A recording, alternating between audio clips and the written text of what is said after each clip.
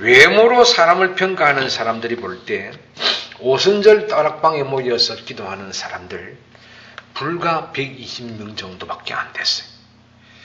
나머지 대다수의 사람들, 지난 말씀에 보면 13절에 나오는 이 사람들이 성령에 취한 게 아니라 세술에 취했다고 조롱하던 사람들이나 또 예루살렘에 있는 모든 사람들, 이런 사람들과 비교해도 또 좀 더 나아가서 로마 제국과 비교해도 그야말로 아주 그 다락방 위에서 성령을 기다린 사람은 소수 집단이다 그렇죠.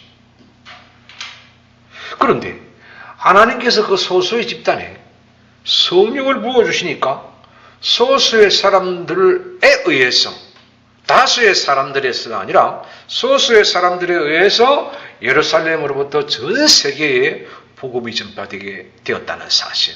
무엇 때문에? 성령 강림.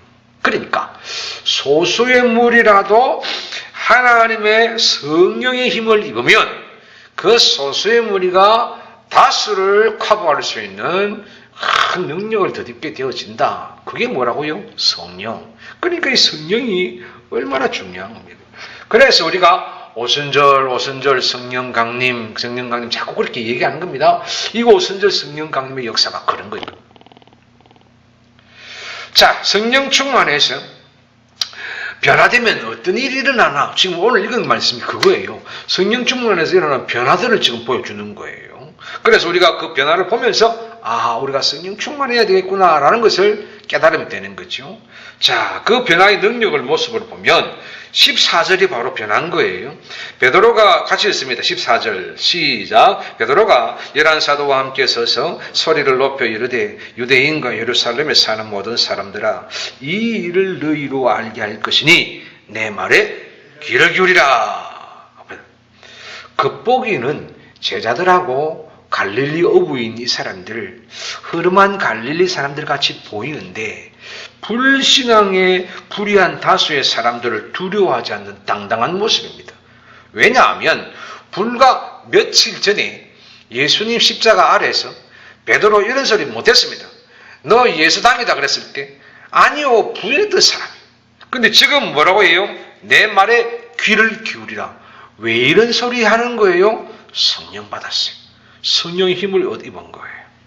그러니까 성령 충만하니까 도망가던 사람이, 불인하던 사람이 어떻게 변화돼요? 내 말 들어라 이렇게 변화된다니까요. 그래서 성령 받아야 되는 거예요. 그 다음에 또 볼까요? 13절에 얘기한 사람들, 성령 충만의 역사를 보고 저 사람들 세술에 취했다 조롱하던 사람들, 그 비난하는 사람들에게 뭐라고 얘기를 하느냐 하면 저기 뛰어넘어가 보면 16절을 보세요. 이는 그 말이에요. 이것은 이 일은 곧 선지자 요엘을 통하여 말씀하신 것이다. 이렇게 얘기하는 거예요. 그 일은 그러니까 13절에 나오는 사람들은 뭐라 그래요? 성령 충만을 이거 미쳤다. 세술에 취했다. 술에 취했다. 이랬단 말이에요. 근데 베드로는 뭐라고 그래요? 무슨 소리? 이건 분명히 성경에 있는 내용이다. 그렇게 말하는 거예요. 그러니까 마치 금광맥을 발견한 이 광부처럼 뭐예요? 구약에 감춰진 요엘 선지자를 통한 성령의 비밀이 이것이다. 그러니까 예수에 대한 얘기가 이것이다. 이걸 지금 선포하는 거예요. 그러니까 분명하고 확실하게 증거합니다. 무엇 때문에요? 오순절 성령 강림의 역사를 체험한 거예요. 그리고 예수는 나사렛 목수의 아들이요. 예수님을 자칭 하나님의 아들이라고 얘기하니 하나님의 아들이라고 얘기하는 이건 이단자이다 그랬거든요. 그때 사람들이 그런 무리들에게 쭉 뛰어넘어갑니다. 쭉 읽어보시면 그 얘기가 나오는데 그렇게 얘기하는 자들에게 이렇게 얘기를 합니다. 32절에 보십시오. 저 뒤에 가셔서 뭐 나사렛 그 목수집의 아들이고 그 예수라 그러면 메시아라 그러면 그게 이단이지 하는 사람에게 32절 베드로가 이렇게 얘기합니다. 같이 있습니다. 시작. 이 예수를 하나님이 살리신지라 우리가 다 이 일에 증인이로다. 무슨 말이에요? 내가 봤다 이렇게 얘기하는 거예요. 내가 모른다 하던 사람이 내가 봤다 이런 사람 바뀐 거예요. 3번이나 나는 모른다 그랬던 사람이 담대하게 생명 내놓고 우리가 증인이다 내가 봤다 이렇게 얘기하는 거예요. 무엇 때문에? 다시 살아나신 부활의 주님을 얘기하면 지금은 뭐죠? 예수 죽였기 때문에 이 잔당들은 다 이제 제거하면 이거는 잡초니까 밟으면 된다 싶었는데, 예수 죽었으니까 그런 사람 찾아내는데 이런 소리 하면 어떡해요? 당연하게 잡아 죽이는 거죠. 예수 죽였는데 그 잔당들은 못 죽일 거예요. 똑같은 죄로 잡아 넘으면 되는 것이니까. 그런데도 불구하고 이 예수를 하나님이 살리셨다. 그것 우리가 증인이다. 부활의 주님을 담대하게 증거합니다. 또 예수님을 십자가에 못 박았던 무리들을 향해서 뭐라고 얘기하느냐? 36절을 보십시오. 이렇게 얘기를 합니다. 안 읽은 말씀이에요. 36절 읽습니다. 시작. 그런즉 이스라엘 온 집은 확실히 알지니 너희가 십자가에 못 박은 이 예수를 하나님이 주와 그리스도가 되게 하셨느니라. 이렇게 얘기하는 거예요. 그러니까 너희가 못 박았던 이 예수를 하나님이 주님이 되게 하시고 그리스도가 되게 하셨다 라고 이렇게 팍 선포하는 거예요. 그러니까 그들의 죄를 담대하게 그리고 겁없이 전과 같았으면 도망갔을 사람들이 이렇게 변화된 겁니다.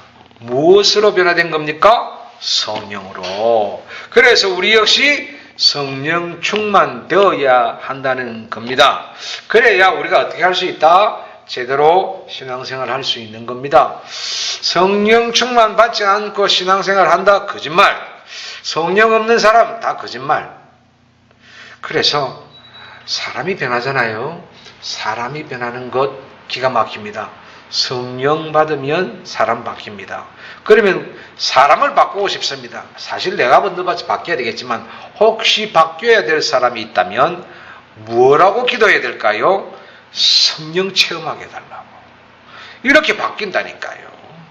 진짜 연약한 사람의 겁 많은 사람들이, 거짓말하던 사람들이 바뀐다니까요. 무엇으로? 성령 충만의 역사.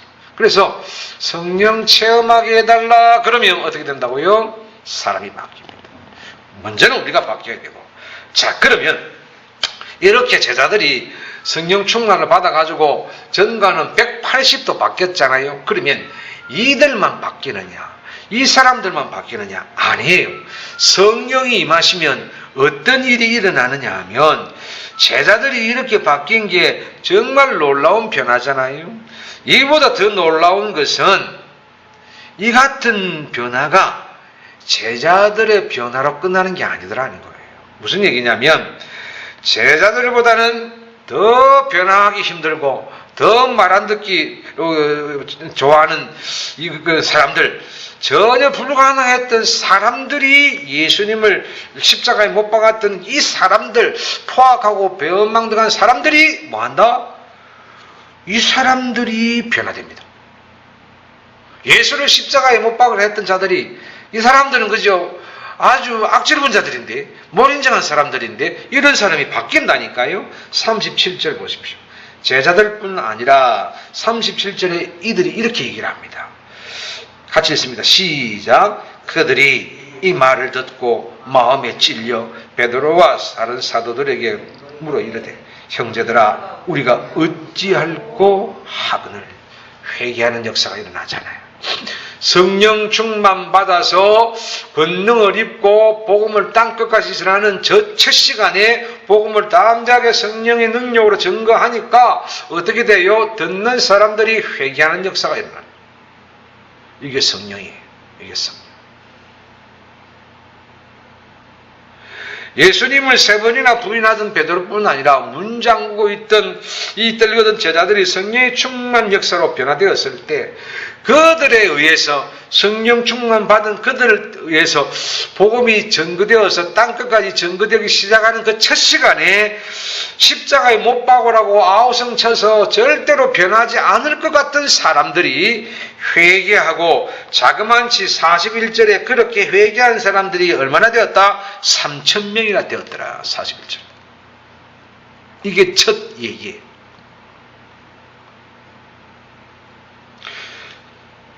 회개하고 3,000명이나 변화되는 역사가, 무리가 떼지어서 변화되는 역사가 일어났습니다. 무엇 때문에? 성령 충만의 역사. 그래서 우리가 성령 충만 받아야 된다. 이것 절대로 잔소리가 아니라는 거지요. 그래서 성령 충만 받아서 뭐 해야 됩니까? 신앙생활 제대로 해. 이렇게 다르니까요. 자, 그러면 그런 세상 사람들 무리만 변하는가? 아니에요. 교회가 변합니다. 어부 베드로와 연약한 제자들이 어떻게 이 같은 일을 할 수 있었나? 아까 얘기했던 거죠. 그 비결은 오직 성령이에요. 성령이 충만하셔서 권능을 받으니까 이런 일들을 가능하게 한 거예요. 오늘 우리에게도요, 이런 성령 충만의 역사가 마찬가지로 일어나야 합니다. 지지부진하고 그야말로 게으른 신앙인들, 주님과 교회에 왔다 갔다 하면서도 좀 멀찍이 그 거리 있는 사람들 보이잖아요. 이런 사람들 성령으로 깨어나야 됩니다. 그래서 그렇게 교회에 대해서 이렇게 적극적이지 못하고 신앙생활, 예배생활 다 이유가 있어요. 그게 뭐냐면 성령이 없는 거예요, 그 사람들. 성령 충만하면 예배 절대로, 성령 충만하면 절대로 교제하는 거 그래 안 됩니다. 근데 성령이 다 빠져나간 거예요. 좀 이따가 얘기했지만 아담에게도 성령이 빠져나가니까 죄인 되었어요. 아담은 가장 완벽하게 창조됐음에도 불구하고 영이 빠져나가면 그거는 뭐예요? 불신자보다 못한 거예요. 그것처럼 그런 사람들은 왜 저럴까? 왜 저렇게 뜨뜻미지근할까? 이유 이겁니다. 성령이 완전히 소진된 거예요. 그러니까 성령 없이 신앙생활하고 끌려다닌다는 자체가 얼마나 힘들겠어요, 본인들이. 그래서 우리가 기도해 줘야 되죠. 교회에 그런 일들이 일어나면 교회가 안 되니까 그 교회 회복을 위하여서 그들이 성령처럼 해달라고, 성령으로 깨닫게 해달라고 우리 기도해야 됩니다. 아, 왜 저럴까? 아니요, 성령 없어서 그래요. 성령이 소진되어서. 그래 성령을 깨어나도록 기도해야 됩니다. 왜 그러냐 하면 한 가정을 책임진 내가, 한 교회를 책임진 내가 가정의 중추인 인물이고 교회의 중추인 내가 잘못되면 나만 아니라 우리 가정도 성령이 소멸되고 우리 교회도 성령이 소멸되는 거예요. 그러니까 가정도 잘못되어지고 교회도 잘못되어지는 거예요. 그래서 성령으로 내가 변화되어지면 내 교회가 변화되어지고 내 가정이 변화되어집니다. 그러면 그 이어서 오는 우리 후손들이 바뀌게 되어 있다는 거죠.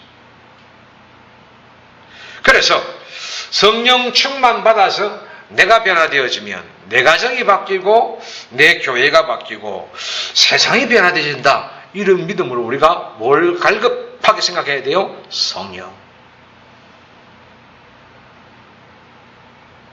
하나님께서 저도 그렇고 여러분도 그렇고 세상에 우리를 보내시고 예수 믿게 하신 것 이유가 뭘까요? 가만히 한번 생각해 보십시다. 하나님께서 나를 예수 믿게 하신 이유가 뭐예요? 너 예수 믿고 조용하게 있다가 혼자서 천국 가라 이겁니까? 아니잖아요. 그럴 것 같으면 예수 믿게 안 하지요. 그냥 바로 천국 잡아 당기지요. 우리를 예수 믿게 하신 것은 성령 충만해서 나와 관계된 사람들이 오늘 베드로가 복음을 전하고 성령 충만 받은 사람들이 복음을 전하니까 악한 무리들이 회개하고 돌아온 것처럼 우리에게 그 사명 주신 거잖아요. 예수 믿게 만들어서 너가 믿는 예수를 다른 사람들로 맛보게 해주는 거잖아요. 성령 충만해서 그들이 변화하게 하기 위해서 우리를 이 땅에 보내신 거잖아요. 그걸 잊지 말아야 되죠. 그래요. 그 나로 말미암아 만민이 복을 받는 그런 아브라함 자손 되게 하기 위해서 우리를 이 땅에 보내셔서 예수 믿게 하셨으니 우리는 뭐 해야 됩니까? 날마다 성령 충만해야 됩니다. 성경을 보면 만약에 성령이 충만하지 못하면 어떻게 되어지느냐? 제가 읽어드릴게요. 자, 17절을 보세요. 이렇게 읽으면 됩니다. 이렇게 읽으면 끔찍스러워지는 거죠. 17절 우리가 잘 아는 말씀이에요. 말세 내가 내 영을 성령이에요. 모든 육체에 부어주르니 너희 자녀들, 젊은이들, 늙은이들에게도 성령 부어주면 예언하고 환상 보고 꿈을 꾼다 그런 얘기잖아요. 제가 읽어볼게요. 성령이 빠져나가면 이렇게 됩니다. 자녀들이 있으나 예언하지 못하고 젊은이들이 있으나 환상은 전혀 보지 못하고 늙은이들이 있으나 언제 죽을지 꿈을 꾸지 못하고 이렇게 된다니까요. 뭐가 빠져나가면? 성령이 없으면. 그렇게 되면 이게 뭐예요? 주님과 상관없는 사람들의 말이에요. 끔찍하죠? 그래서 성령 충만, 성령 체험하지 않으면 주님과 아무 상관없는 사람으로 교회 다닙니다. 끔찍하겠다. 그래서 이 땅 위에 예수인은 많으나 진정으로 주님 원하시는 예수쟁이가 적은 거예요. 그 이유입니다.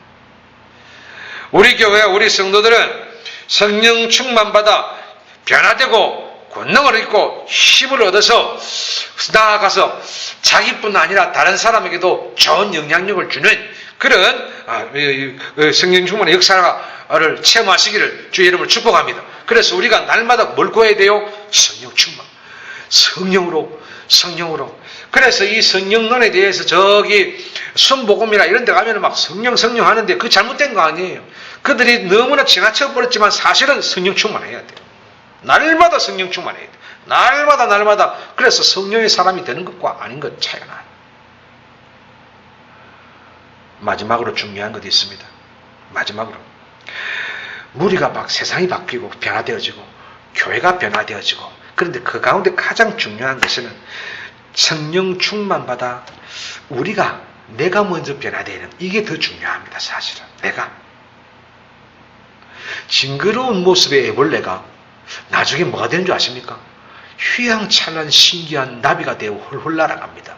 그런데 이 노란색, 빨간색, 호랑무늬 이런 나비가 처음에 뭐예요? 징글맞은 애벌레였어요. 조그만한 알에서 새가 나오면 이게 이게 뭐가 될까 싶은데 이게 자라나서 창공을 나르는 독수리가 돼요. 그래요. 우리도 성령으로 말미암으면 이렇게 된다 이런 거예요. 보잘것도 없고 부족하고 능력 없지만 담대하게 변화될 수 있다 이런 소리예요. 성령 받으면. 그렇지 않으면 우리가 뭐가 되는 줄 아십니까? 궁색한 그리스도인들 되는 거예요. 오늘날 궁색한 그리스도인들이 많습니다. 알고 보면. 한번 보십시다. 왜 우리가 성령 충만 받아야 되나?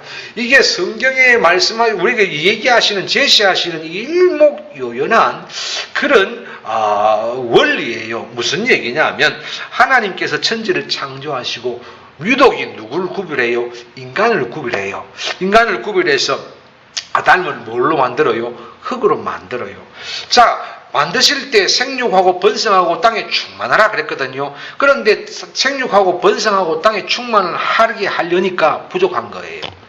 흙으로만 부족한 거예요. 그래서 하나님이 영을 불어넣습니다. 그걸 뭐라 그래요?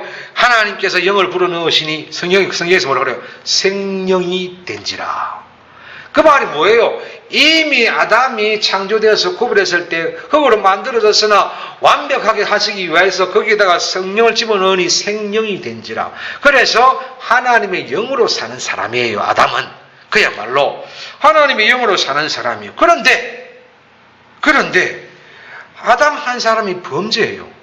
범죄하니까 그 사람의 범죄로 말미암아 그의 후손들은 다 외부적으로 다 죄인이고 내면적인 생각도 외부적인 행동도 내면적인 생각도 전부 다 죄 아래 누워요. 그래가지고 전부 다 뭐가 된 거예요? 그 후손들이 전부 다 축복은 그냥 저주, 영생은 그냥 전부 다 영벌에 처하게 되었어요.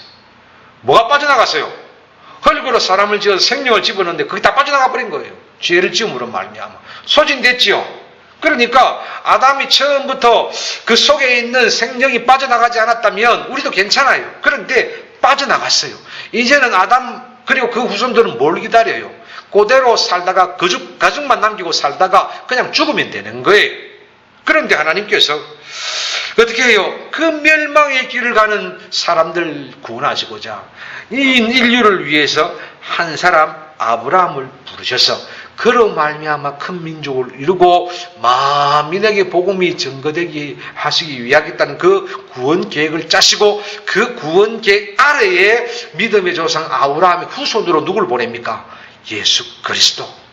예수 그리스도가 오셔서 누구든지 그 예수 그리스도를 믿는 자는 사망에서 생명으로 영별에서 영생으로 옮기는 놀라운 역사가 일어난 거예요.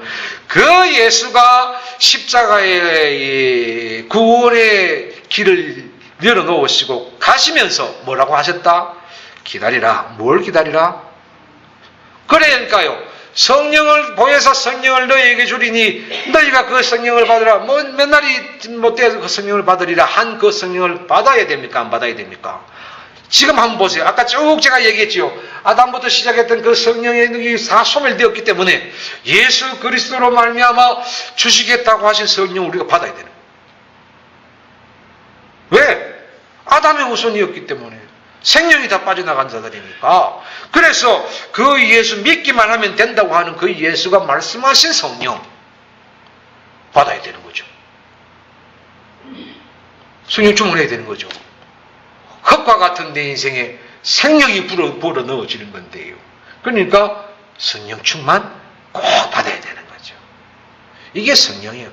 어느 날 갑자기 난데없이 성령이 하늘에 떨어지는 게 아니라 이런 하나님의 구원의 역사와 능력의 역사를 쭉 이어가면서 그 이후로 성령 받아야 돼요. 그 성령을 우리가 받아야 돼요.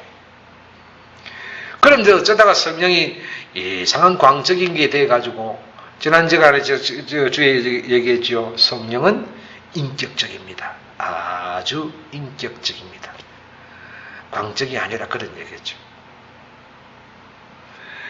그러니까 예수께서 주시겠다고 하신 이 성령을 받으면 내가 바뀌는 건 문제 안 된다 이런 거예요. 생각해 보세요. 흙밖에 없는 내 인생에 하나님이 생명을 불어 넣으시는데 안 살아나고 벽입니까? 성령 받아야 됩니다. 여러분 가정이 내가 성령 받음으로 변화되어서 가정에 생명이 불어 넣어지고 내가 변화받아서 성령 충만함으로 내 이웃이 성령이 부어지고 그래요. 살아나는 거잖아요. 그래서 우리는 뭐한다? 성령 충만 받아야 되고 가장 먼저 내가 먼저 성령 충만 받아야 되고 그래서 나로 말미암아 어떻게 된다? 내 가정, 내 교회, 내 이웃이 성령 충만 받아야 돼요. 왜?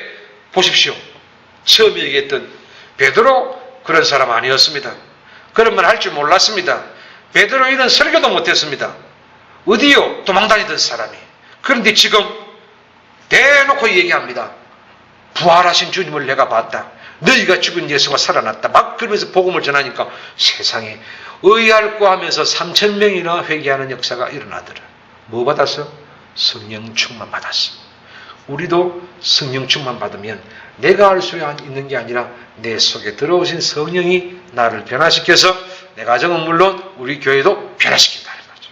그래서 성령 충만 받아서 변화되어지는 것이 너무나 중요합니다. 그러니 우리의 신앙의 자체가 더 힘있기 위해서 날마다 믿음 안에서 성령 충만되기 위해서 애쓰고 기도하시기를 주의 이름으로 축복합니다.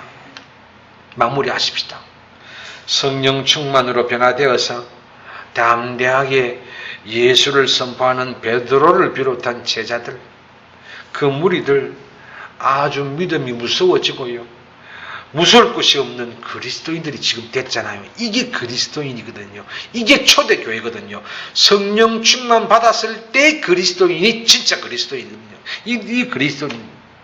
그런데 오늘 이 땅에 그리스도인이 많다고는 하나 정말 성령 충만한 그리스도인이 많은가 할 때에 어떻게 생각하십니까?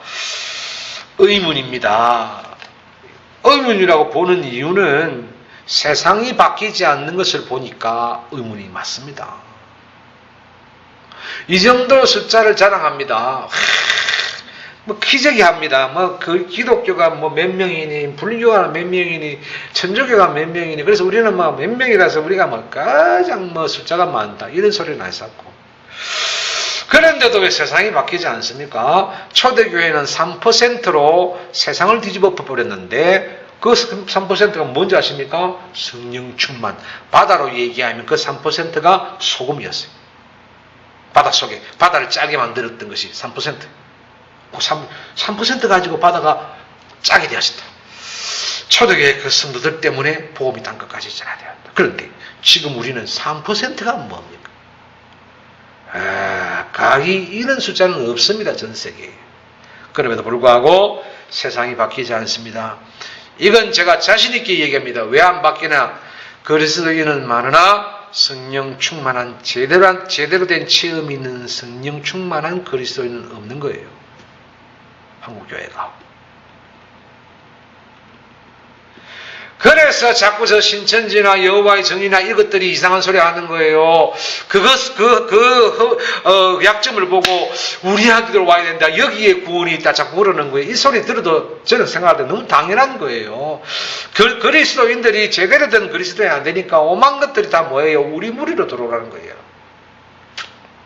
슬프지 않습니까?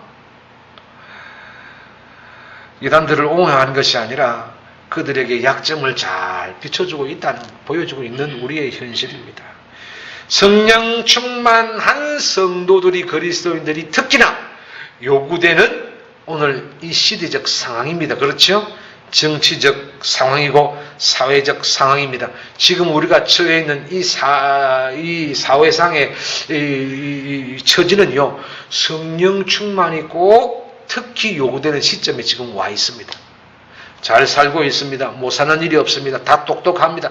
팽창되어 있거든요. 그럼에도 불구하고 세상은 더 악해져 갑니다. 여기 뭐가 있어야 돼요? 성령 충만했어요. 변화돼야 돼요. 나도 교회 다닌다 하는 사람들 말고 성령 충만 받은 그리스도인들이 일어나게 해 주옵소서. 우리 기도해야 됩니다. 그리고 기도하고 그 성령 충만한 사람 중에 한 사람이 저와 여러분이 되고, 그리고 지옥으로 지금도 열심히 쫓아가고 있는 인생들이 변화되어서 회개하고 돌아오는 역사가, 오순절 마가다락방의 역사는 성경에 딱 한 번 나오거든요. 그런데 오늘 우리가 기도하며 기대해야 될 게 이겁니다. 하나님, 이때 역사가 일어난 것처럼 다시 한번 오순절 마가다락방 그 한 번밖에 없었던 그 성령의 역사가 오늘 이 시대에 우리 앞에 일어나게 하옵소서. 우리 뭐 할까요? 기대하며 기도하십시다. 기다리며 기도하십시다. 그래야 바뀝니다. 안 그러면 절대 안 바뀝니다. 6월 3일 날 오늘 여기 어제 새벽에 참 열심히 합디다. 새벽부터 막 커브에 서서 막 하는데 이제 친한 얼굴이 띠다. 매년 헌가할 때마다 보는 이름이 그 희한한 이름들 그대로 들고 옵니다. 그래 그 사람들 계속 뽑혔습니다. 바뀌었습니까? 그 사람들 남으라는 거 아니고요. 성령 충만 필요합니다. 똑같습니다. 사람 다 똑같습니다. 알고 보면 다 똑같습니다. 그 사람들이 다 집권했습니다. 안 바뀝니다. 그래서 오순절 마가다락방에 저는 기도 제목이 그겁니다. 딴 거 말고요. 아버지, 한 번밖에 없었던 그 오순절 마가다락방의 성령 충만의 역사, 오늘 이 땅에 한 번 일으켜 주십시오. 그래서 변화되는 역사가 일어나게 하옵소서. 저는 그렇게 기도합니다. 여러분도 기도하셔서 우리가 성령 충만 받고 변화되고 세상이 바뀌고 교회가 바뀌고 가정이 바뀌는 이런 성령 변화의 체험을 우리가 체험하실 수 있기를 주의 이름으로 축원합니다.